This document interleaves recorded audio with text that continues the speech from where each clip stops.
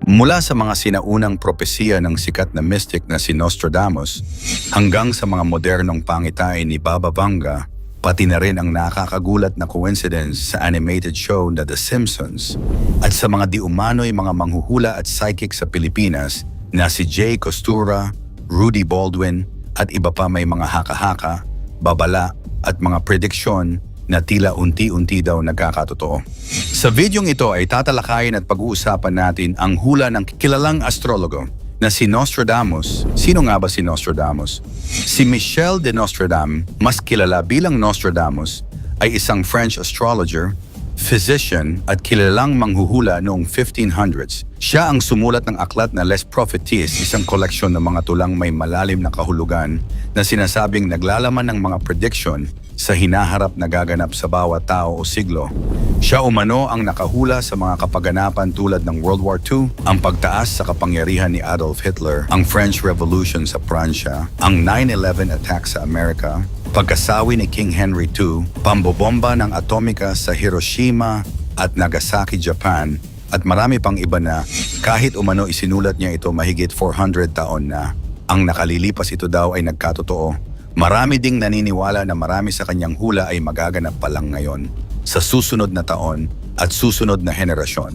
Kaya naman sa videong ito ay ating aalamin ang 10 nakakatakot at nakakakilabot na prediksyon ni Nostradamus sa taong 2026.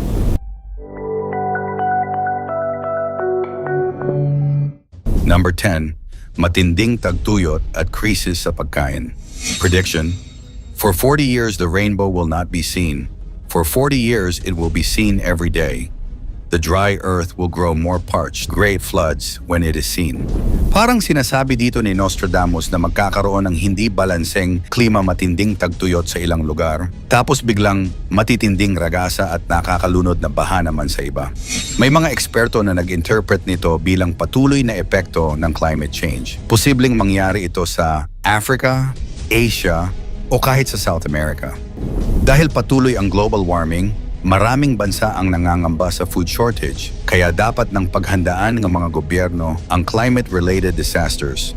Number 9. Pagkawasak ng isang bansa dahil sa nuclear incident. Prediction: a great war will be unleashed. A city will be reduced to ashes by fire. May mga nagsasabi na ito raw ay tumutukoy sa posibleng nuclear attack o aksidente. Kasalukuyang may tensyon sa pagitan ng Russia, China, Iran at Western nations at hindi malabo na magkaroon ng pag-init ng sitwasyon. Posibleng bang ito ay Ukraine o isa sa mga bansang may conflict sa gitnang silangan? Ang babala: dapat mag-ingat ang buong mundo sa mga desisyong pampolitika at militar. Number 8. Pagsabog ng matandang bulkan. Prediction: the Great Mountain 7 stadia round after peace, war, famine, flooding. Tila tumutukoy sa isang bulkan na matagal nang natutulog pero biglang sasabog. Posible itong Mount Vesuvius sa Italy o mga bulkan na may connection sa Pacific Ring of Fire sa Asia. Kasama dito ang mga aktibong bulkan sa Pilipinas tulad ng Mount Taal at Mount Mayon. Ang pagsabog ng bulkan ay maaaring magdulot ng massive evacuation at global weather change. Number 7. Pagbagsak ng ekonomiya. Prediction: the rich shall become poor and the poor shall rise. Mukhang ang hulang ito ay isang malaking recession or economic collapse. May mga analysts na nagsasabing posibleng bumagsak ang stock markets, crypto at supply chains dahil sa combination ng inflation at geopolitical conflict. Sa 2026, dapat maging handa ang mga pamilya sa paghawak ng pera, emergency funds, pagtitipid at alternatibong pagkakakitaan. Number 6. Pagkawala ng isang kilalang leader. Prediction: the sudden death of the first character, he will be changed and they will put another in his kingdom. Ito ay maaaring tumukoy sa isang world leader na biglaang mawawala, pwedeng assassination o sakit. Posibleng ito rin ay isang leader ng malaking simbahan o bansa. May mga conspiracy theorists na nag-uugnay nito sa Vatican, China, USA, North Korea o sa Russia na magre-resulta ng political ripple effect, magkakaroon ng power vacuum at posibleng kaguluhan sa bansa niya. Number 5. Muling paglitaw ng sakit o pandemic. Prediction: in the city of God there will be a great thunder, 2 brothers torn apart by chaos, plague upon mankind.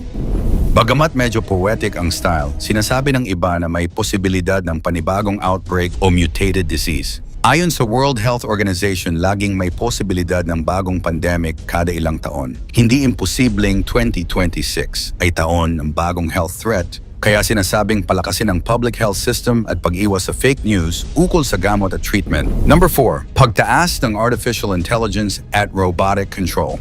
Prediction: the moon in the full of night over the high mountain, the new sage with a lone brain sees it. By his disciples invited to be immortal, eyes to the south, hands in bosoms, bodies in the fire. Cryptic man ito. Marami ang naniniwalang ito'y tumutukoy sa pag-angat ng AI automation at machine learning. Sa 2026, inaasahang mas maraming trabaho ang mapapalitan ng robot at ng AI. Babala, bagamat convenient, may epekto ito sa employment at privacy. Dapat matuto ang tao makibagay sa teknolohiya at marunong umiwas sa masamang epekto nito. Number 3, fake messiah o spiritual deception. Prediction: the Antichrist very soon annihilates the three. 27 years his war will last. The unbelievers are dead, captive, exiled, with blood, human bodies, water, and red hail covering the earth. Ito daw ang babala ni Nostradamus sa pagdating ng isang mapanlinlang na leader, maaaring political, religious, or tech figure na magpapanggap na tagapagligtas. Pero sa likod nito ay kaguluhan, pananakop at digmaan. Napapanahon ito, lalo't maraming tao ngayon ang nawawalan ng pag-asa at pananampalataya at madaling madala sa fake news at mga ideolohiya. Number 2, World War III o global conflict.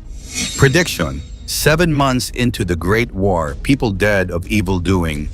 Rouen, Evreux shall not fall to the king. Isang napakalinaw na hula tungkol sa digmaan. Sinasabing hindi ito short war, posibleng tumagal at maraming maaapektuhan.